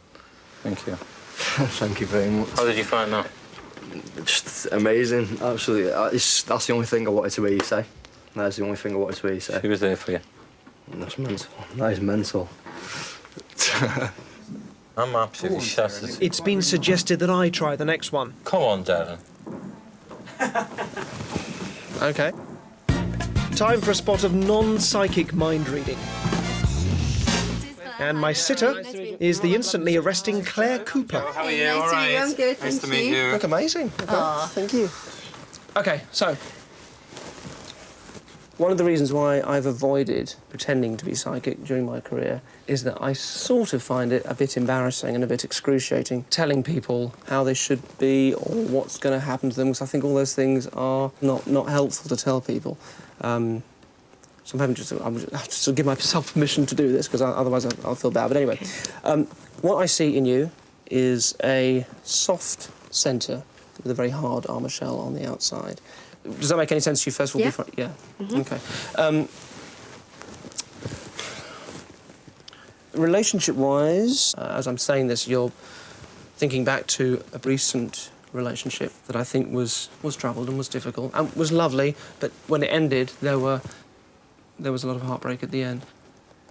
You went on holiday with this guy, and it was a lovely time, but it didn't solve what this thing was. Does that make sense? Yeah. Is it the Maldives? Yes. Yes. It Lovely. was. Never been there, but it's that image I got of pockets of sand and lots of water. Yeah. It was the only image I have of it. You move on from that. You wouldn't have dogs. You'd have cats. Yes. And they would be, I think, quite nice pedigree cats. I think you'd probably go for a sort of bluey, silvery, those sorts of things. I don't know much about. I'm a dog person, but does that connect? Yes, it does. Yeah. Okay. Then that's all. That's all I think I can say. Thank you. Can you tell me your thoughts on that? We've been asking people afterwards what. Yeah, it was really, really good. Was it? Yeah, really impressed. I've got 2 British blue cats. That's really amazing you picked up on that, especially the colour. And yeah, I've kind of broke off a relationship recently. Mm-hmm. We went to the Maldives, but it was kind of all a bit, So yeah. How did you feel? I don't do it very often because as far as I'm concerned, I'm not remotely psychic at all, but I find there's an interesting crossover between what I do and what Joe does and How old are you, Claire? 28. Did you have a Mini at one time? I've got one now. You've got one now, you drive a Mini? Yeah. And your cat has the paw OK on one of them. There's been a little bit of bother? Mishka had a problem with one of her paws, one of her claws. But I like to come up with facts. Thank you so much. I know we've kept you for too long. That's absolutely fine. Thank you for having me. Nice to meet you. I forgot to say about the affair. What affair? Oh, it doesn't matter, forget it. No, tell me. No, tell me, you can't do that. Go on, keep going. We'll leave that for another No, time. don't leave You it. just keep travelling in your Mini. So That is basically, fab. I could have just been picking that up from the auric field, which it's stored within the magnetic field, and I wouldn't be a person that would leave you in limbo thinking you were, something was going on. No, but you were, because you were just going to say, don't think about the affair, and then you're going to No, because you were putting me on the spot, Darren. No, you said that yourself, and you were going to leave her in limbo on that. So. No, I wasn't. As long as you got your hits, but that was quite a nasty thing to say. It's not hits, it's well, no, but facts. it is, because it's facts. As soon as I say that, you bring it back to, but I was quite good, wasn't I? It's facts. But thank you again. Sorry to Pleasure. put you through all that. It's It's all right. Excellent. Thank you very much. Nice to meet you. Thank And you. you too. Mwah. Bye. Goodbye. Bye-bye, Claire. Bye. By observing you today, there is no doubt is that you are not working on a psychic level. But she's going to go away from that. She could have gone away from that, believing I was psychic. I think if I'd have told her I was psychic, she'd have believed that. And I could have given her some advice. I could have framed it in terms of a spirit telling me these things, a grandmother telling me these things, rather than me sort of being a bit more honest about how I was getting it. The difference between me and you, I come up with facts. Just shows that every psychic's different and they work very, very differently. And I think Derren is psychic. I think he is. I'm starting to see why mediums like Joe have such appeal. People want to believe he's in contact with their dead loved ones. It brings them a huge amount of comfort. Because she feels like she's touched her daughter. And no matter what happens during the reading, they want to give him the benefit of any doubt. She wants to congratulate you. There was a case with Anthony, who was a cast member on Hollyoaks. Joe gave him a lot of information that sort of kept missing, really. It didn't feel like a good reading at all. And after a series of those misses, he finally said there's a grandmother that's come through. Connected to a grandmother. Which is kind of obvious that he'd have a grandmother who died. But the fact that he wanted that he wanted to have that contact with his grandmother, that was enough to validate the whole thing, to the extent that immediately afterwards he was saying it was an amazing reading, purely because he'd been told his grandmother had come through. Just amazing, absolutely. That's the only thing I wanted to hear you say. The dilemma for me is, I'm kind of interested in taking a step back and going, well, is there any evidence for it? But you realise when you look at what's happening in these readings, no one cares particularly about the evidence. They just want to be told that their loved ones are still there. And the moment even the slightest, faintest implication that may have not been quite what it seemed is hurtful and horrible for them. And of course, it's much more likely to be angry at me for suggesting that than they are at Joe. But there are some common themes already emerging in Joe's claims of contacting the dead. And my driver, Lee, has noticed one in particular, Joe's use of numbers. So, Lee, Joe did a reading for you. Yeah. How was that reading? It was quite scary, really. It seemed quite accurate at the time. Give me a couple of things he said to you that... I'm from a family of 4, which I assumed it was just meant brothers and sisters. Right. But he mentioned that to somebody else, and he meant like mum and dad as well. So you counted it without mum and dad? Yeah. It was 4. Yeah. Do you have a Mini at one time? I've got one now. You've got one now. You drive a Mini. Yeah. What's more, Lee saw something before Claire's reading which might be significant. When you did come in and listen to some of the readings, you heard Joe tell Claire that she drove a Mini. But what did you tell me afterwards? Because that was quite interesting. Well, when he was outside with his car, Claire actually drove past in a Mini Cooper and pulled up alongside him, got out the car and walked past into the building. Now, of course, Joe may not have seen the Mini, so I shall have to ask him. But something about which there's no doubt is that Joe does have a whole lot of ambition. Tonight he's invited me along to what's considered the next step up any psychic medium's career ladder, a sellout show. And this is the first psychic show I've ever been to. And it's a bit of a surprise. Given the show is all about contacting the dead, I was expecting a sombre audience. But this lot, 250 people paying £10 each, are anticipating a bit of entertainment. Time for Joe to meet his public.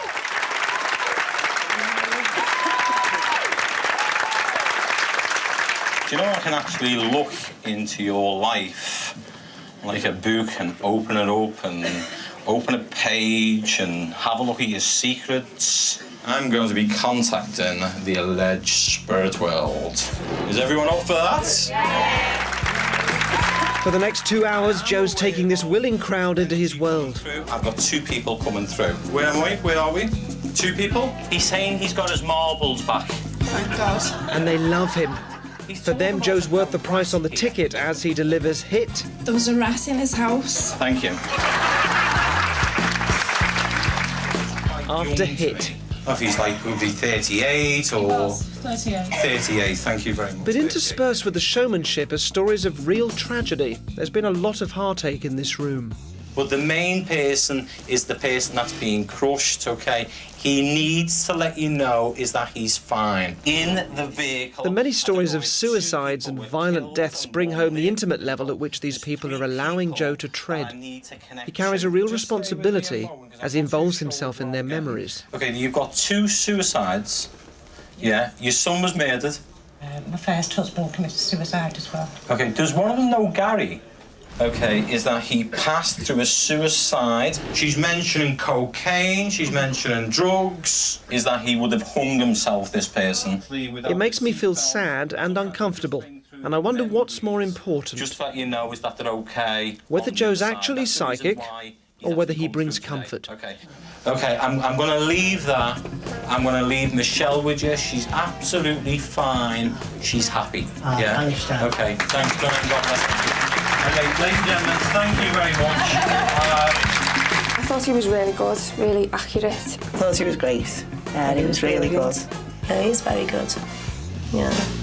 Whatever you try to do, you try to, with me, is try to keep the audience uplifted because you've got a lot of people grieved in the audience and different things. It'll just be my natural way of work, and, you know, sometimes serious, sometimes a little bit uplifting, and then, you know, changing from time to time. Where would you imagine yourself in five years' time? What would you love to be doing with this? I would like to be doing shows in front of, say, 2,000 and 3,000 people, because I feel I make a lot stronger connections than other people that are performing out there now.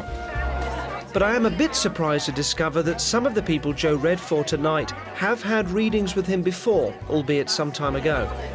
He's actually given me the same reading last year, about 12 months ago. I have had a reading off him before, but it was a long time ago. We've been to an open circle before with Adam. You've seen him before privately, haven't you? Yeah. I have. And she has a different... Wow. And everything that he says was always spot on. Joe says that people are going to follow him regularly if they like psychic performances and will have seen more than one show. Do another one because I'm waiting to go, guys. Okay, ready? 1, 2. Tonight's audience certainly believed Joe was communicating with the dead. I'd love it to be true as well, but I've got my doubts. And Joe's not going to like them. I want to shake your hand. Are you fake? No, I'm 100% not a fake. What I do as a medium is 100% genuine. But while he could be, there is another way of achieving similar results. And I'll let you into a secret. It involves one of the many techniques I use when I'm on stage.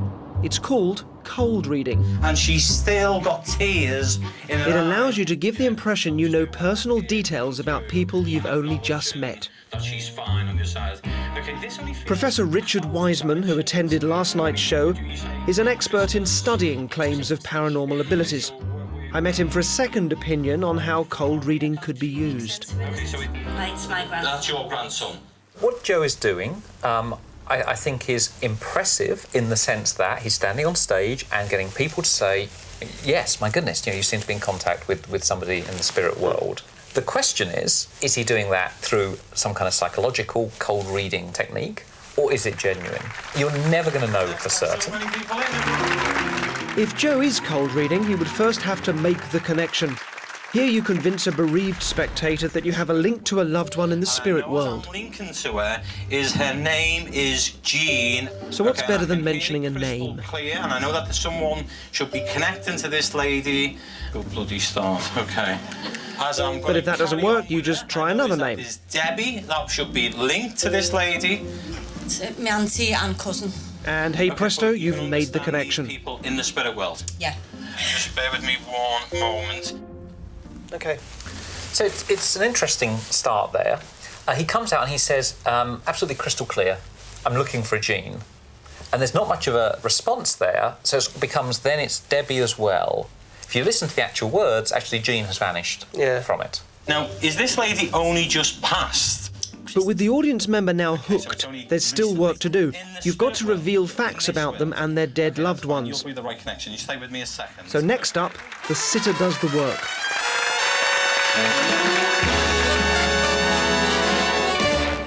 Oh God, you said Jean before. It'll be Joan. She's over there in the audience. Where is she? That's another sister. So this is the sitter doing all the work. So he came out and said, Jean, oh, and now I've worked it out. You mean Joan, who's alive over there. So it's the sitter doing the work. Is it Paul? I don't know if that was one of his friends. You may need to... He had a partner, Pauline. Okay. Now, there's also that sense of throwing out a lot of options. So they're trying to fit this information, they're dropping away the stuff that doesn't make sense, they're picking up and getting the psychic to elaborate on the stuff that does. So it involves a back and forth. Okay, where's the family of 5 of you then? As if there's 5, I need to... Nowhere is this more apparent than when the audience has to work hard to make sense of the numbers. Okay, why don't you mention 5 then? Is it like 5 of you, or is it 5 connection? 5 girls and a boy. So there he says, I'm getting the figure 5. And she says, yeah, 5 girls and a boy. Or as some might refer to it, 6. 6, yeah. So again, he might be right. He might be right, maybe. It was 5 girls and the spirits were whispering that to him and he just couldn't quite make sense of it. Or it could just be a number that's thrown out there and it's her job to make it fit. Is it 5 connection? 5 girls and a boy. Sometimes, rather than throwing specific information at the audience to work out, cold reading also allows you to deal with generalities. Have to wait for me, link. So next up, Barnum statements. Comments that could apply to many people. Okay, how's your knee? Not too good. He's talking about your knee, love. I know. Okay, you've had problems with it? Yeah. And is it your hip as well? Yes. Yes. Yeah. Yeah, I'm saying to lady of a certain age that she has a dodgy knee or hip is what we call a Barnum statement, isn't it? From P.T. Barnum, who said there's something for everyone. It's a phrase that can clearly apply to a lot of people in that situation, although it sounds very specific in the way that it's delivered. But out of all the cold reading techniques, my personal favourite is the recap.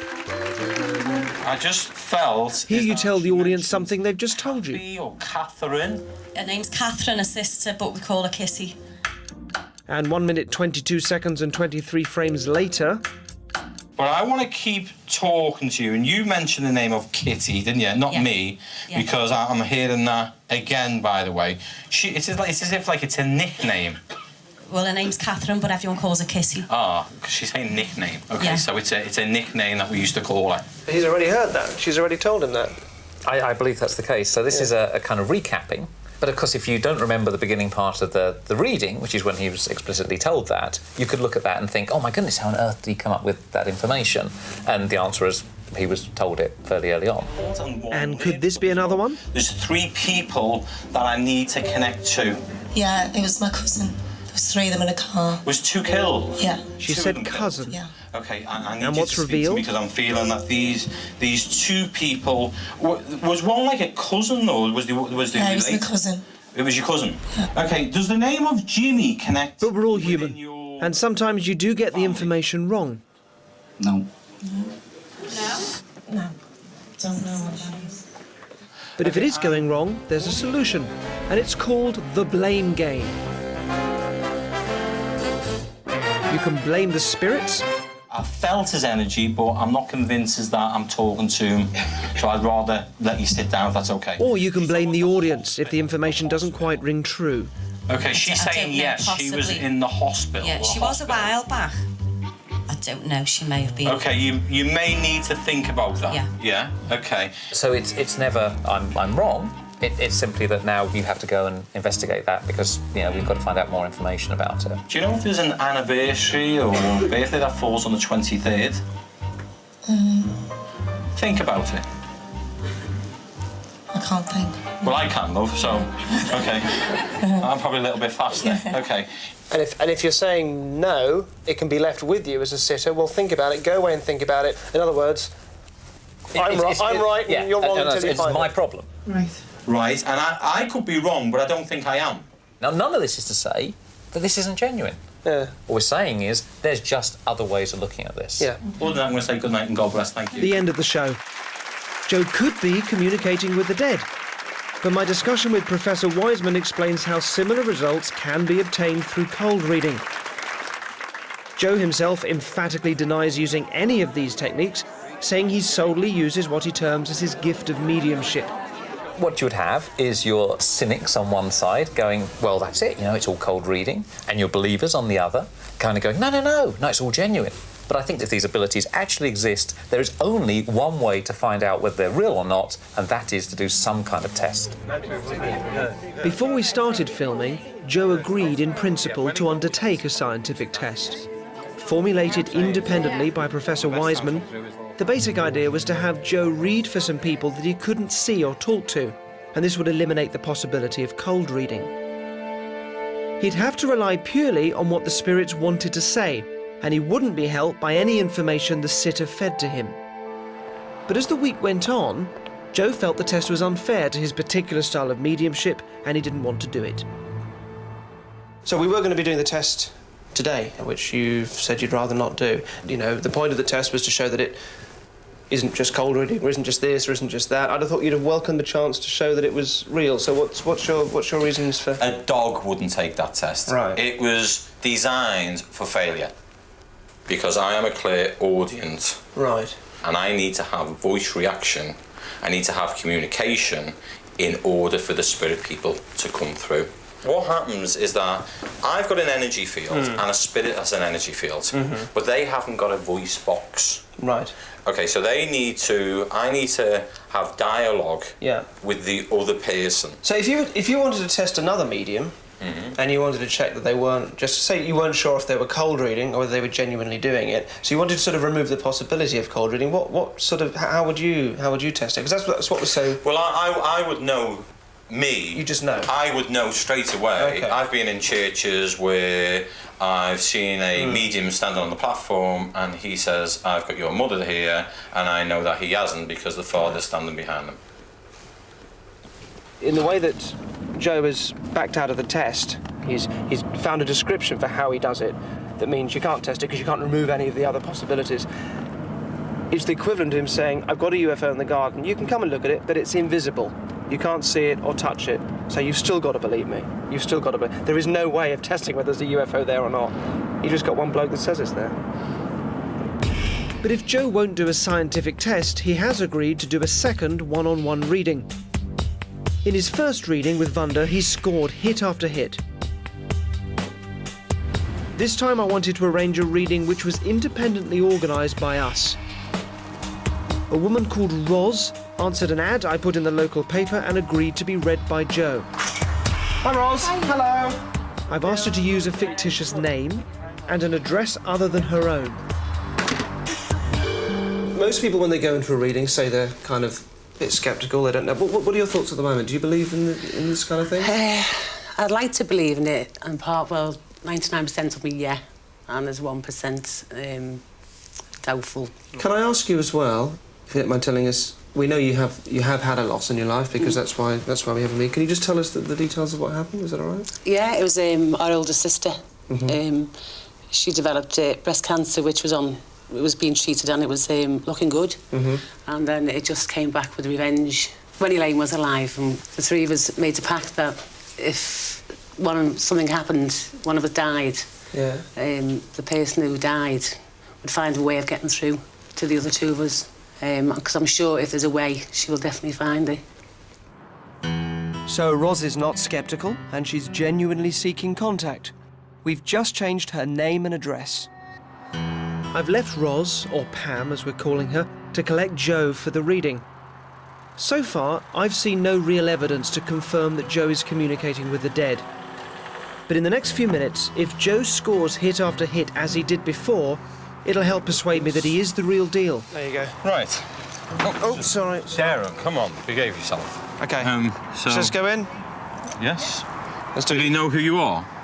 Have you been in the house before? I've said a hello. We've turned up and I've said a hello. Yeah. So you've been in. You've met these people. Before? I have briefly met them. Yes, I have. Thank you. I wanted to go to the loo first before I see these people. OK. For me, this is Joe's moment. Actually, I'll sit here. Hello. Hi. So, Pam, Joe, Pam. Hi, Pam. Nice to meet you. Hi, Joe. You're all right, thank you. Now, I'm aware of a gentleman actually coming through. It feels more like a father in the spirit world. OK, do you have a dad in the spirit world? Yes. Yes, OK. I felt your dad, as soon as I come through the room, wanted to try and come through and say hello to you. OK, I don't know if he's saying 2 children connected, but there was meant to be 3. How many children do you have? 2. 2. It's something to do with 2 children. Yes. But there should have been 3 children. Would that make sense to you? Yeah, it makes sense, yeah. OK, and you have, obviously, that child is in the spirit world now? Yes. Yeah, OK. Have you come here to try and communicate and bring this child through? No, not the child. OK, that's fine, don't worry about it. Now, I'm also aware of a lady coming through as well. I'm pretty sure is that it was connected to a mum. Would she have been one of 5?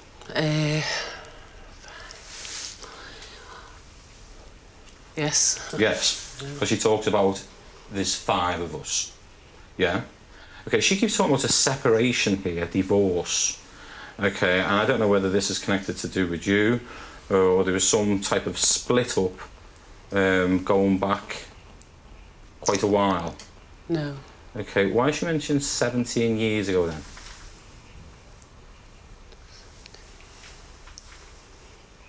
Is the Jimmy or James connected?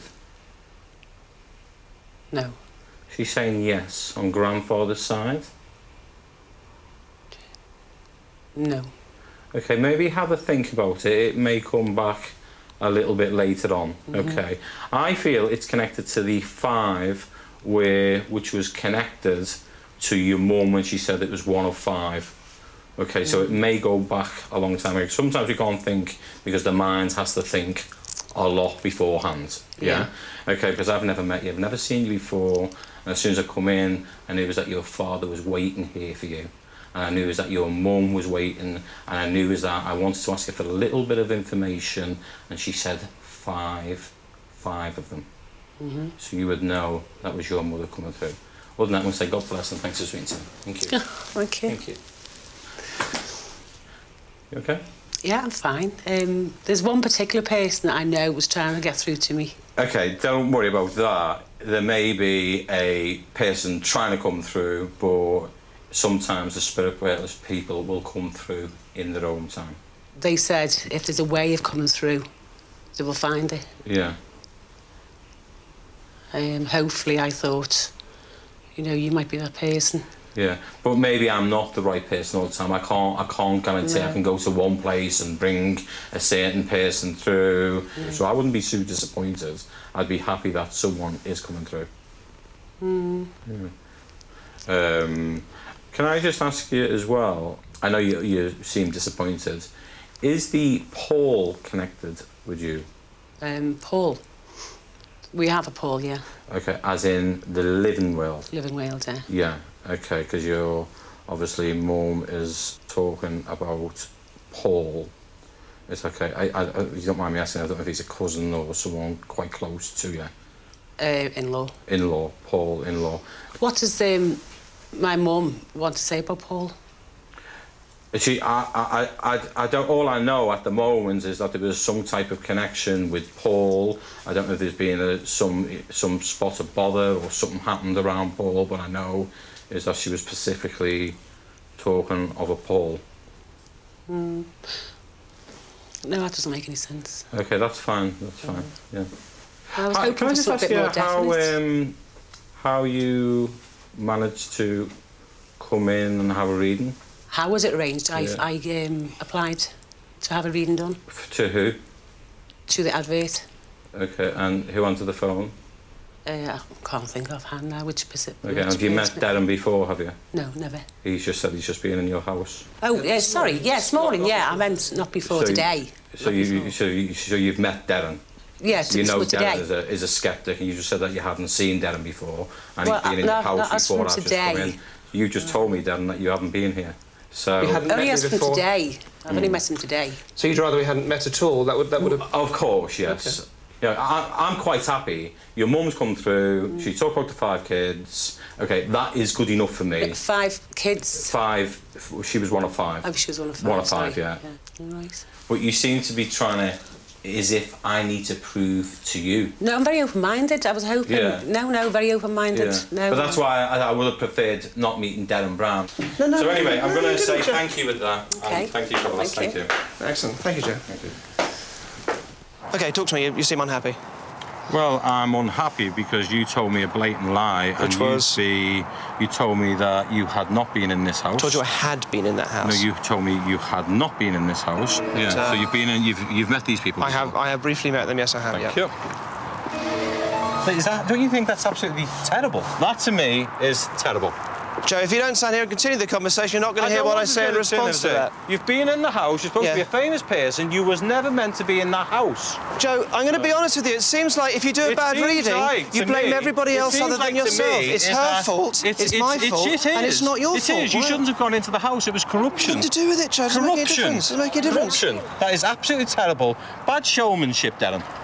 Bad showmanship. I don't know what... OK, so you think by me being in there and being sceptical, that makes her more sceptical? Yes. You've got to draw a fine line of what is real and what is sick. Yeah. Yeah, and some of the things what I do is real because I am touching people, right, in a nice way. Yeah. And sometimes when you push overboard and you're taking literally the piss out of skeptics and mediums when there's real gifted people out there, OK, that's when it draws a line.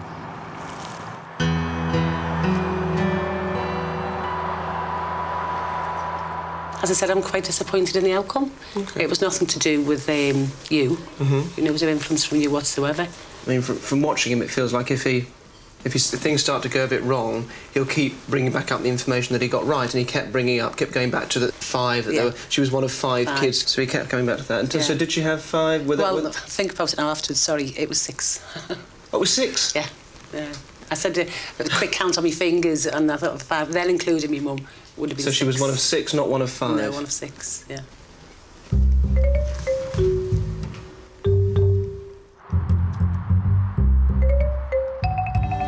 For me, my time spent with Joe has come down to a tale of 2 very different readings. One, a great success, and another, which didn't go so well.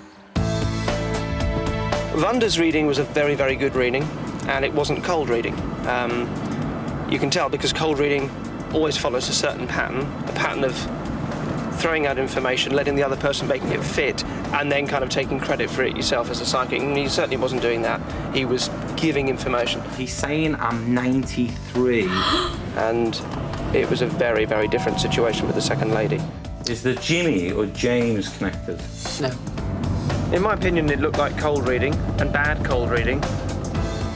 And he says that that was invalid because I'd said hello to this woman before, and that my mere presence there would have made her more sceptical. I actually don't really see why that would stop her relatives who loved her from coming through. I still don't really see why that would make it not work. And I think you're left with this same either or. Either he is genuine, and all this is just very unfortunate, he's just had a bad week, but he is genuine, in which case there's a lot more questions to be asked. It's a fascinating thing that we should embrace and look more closely at. Or he's a fake. And he's not just doing card tricks, he's involving himself with people who are bereaved and vulnerable. If that is what he's doing, that is an insult not only to the memory of the deceased, but also to the dignity of the bereaved. It's now my last night in Liverpool, and time for a final chat with Joe. Top of the agenda, the contrast between the 2 readings. If the spirit world don't want to make contact, then they don't come through. So you can't compare one reading that it's a good reading and one reading that is a bad reading. Of course. The spirit world doesn't work like that. All right. And you wouldn't know that, would you? Because you don't have these ability to know. But I have other abilities and other knowledge, and that's what I'm bringing to it. I'm not bringing to it a knowledge of how the spirit works. That's your area. What I am bringing is a knowledge of cold reading and how people can fake and how people can be fooled. Did you have a Mini at one time? I've got one now. You've got one now. You drive a Mini. Yeah. Now, one of the things that you said in your reading to Claire was that she drove. Claire was the last girl. Remember, I did a reading, a sort of a fake reading. No, I said I was picking up a Mini. That's right. She said she drove a Mini. That's right. Yeah, which was great, and it was a good hit. And then I found out that she'd pulled up next to you in her Mini outside in the parking lot. No, you are really clutching at straws. I mean, this is probably the worst. I think before you make accusations of me. I'm not. I want your answer. I want your response. I'm quite disgusted in that you've come to stoop this low, which is totally fabrication on your behalf. So she didn't turn up in the Mini? I don't know. I've never seen her. Oh, that's what I want to find out. Yeah, but I'm quite shocked that you've even gone to that extreme. Okay, well, we could go on about this. I mean, but it's important. It's important. There's a difference between you're really connecting with those people and you're sort of trampling on their memories and insulting the bereaved and the deceased. No. You're insulting the people out there, the believers. You only have an opinion. Darren, we've had a good week. I have to present you with this so you can respond. Okay, we've had a good week. I'm going to shake your hands. Are you fake? No, I'm 100% not a fake. You know deep down, right? Are you genuinely channeling dead people? I am genuinely channeling dead people. Did you do research on any of those people? No, I did not do any research whatsoever on any single person. Can you sleep at night? Are you happy I can with what you're sleep doing? very, very well every single night. You can look at yourself in the mirror. I can look at you and I can look at you 100% in the eyes and tell you what I do as a medium is 100% genuine. Yeah? I have to let the viewers make up their mind. And it's a pleasure working with you. My time with medium Joe Power has involved gauging whether or not he's real, but I'm left considering another question. Maybe the comfort mediums offer is more important than where it all comes from. I'm unable to believe Joe actually contacts the dead, but I have learnt it's a far more complex business than I'd imagined. After I finished filming with Joe, something came up concerning his reading with Vonda. Joe's always maintained he'd never met her before, which Vonda has confirmed, and Joe told us she did not give him any information. Joe has always said he did not know any of her details, but what I've discovered is that Vonda's next-door neighbour is in fact Joe's sister. Now, I asked Joe for clarification. Joe said that he had been surprised to find out that Vonda lived next door to his sister. And he went on to say that since he's read for many people in that particular area of Liverpool and that particular street, he put it down to no more than a mere coincidence.